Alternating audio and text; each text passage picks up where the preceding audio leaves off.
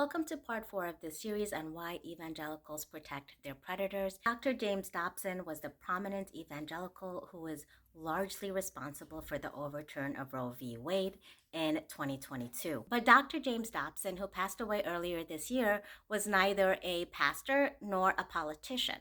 So, how did he have so much power in Republican politics? Dobson had a PhD in child psychology and entered the scene in 1970 when he published his first book, Dare to Discipline. He quickly became the authority on Christian domestic life, though none of his claims were backed by any facts or research or evidence. During the backdrop of the civil rights movement, the women's rights movement, the anti-Vietnam War movement, he taught Christian evangelical parents that returning to an authoritarian style of discipline would be what restored the family structure, as opposed to the cultural shift in the 70s to take a more nurturing approach towards understanding and raising children. Dobson taught parents that their children were inherently evil, born sinful, and even posed a physical, violent threat to their parents and their lives if they were not properly disciplined. By proper parenting, he meant an authoritarian, command and control style of parenting, which included beating them into submission lest they grow up to be activists or something like that. He arguably turned what should have been a safe space for children to grow up in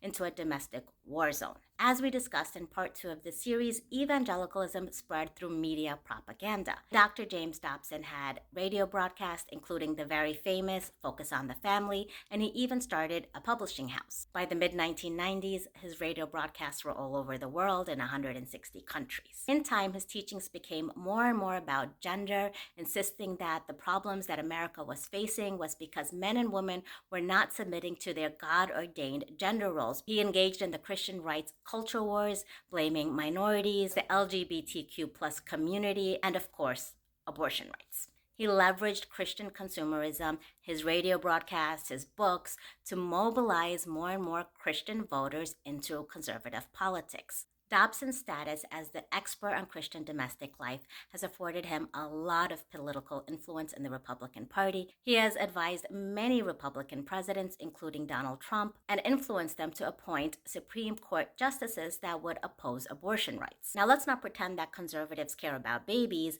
when they're against food stamps, when they're against health care, when there are literally pregnant women detained in ICE facilities who are being denied prenatal care. But for any propaganda movement to have the longevity that evangelicalism and Christian nationalism has had, you have to propagandize parents, also the youth. So follow me if you'd like to discuss how the evangelical movement and the movement for Christian nationalism has been propagandizing the youth. Thank you.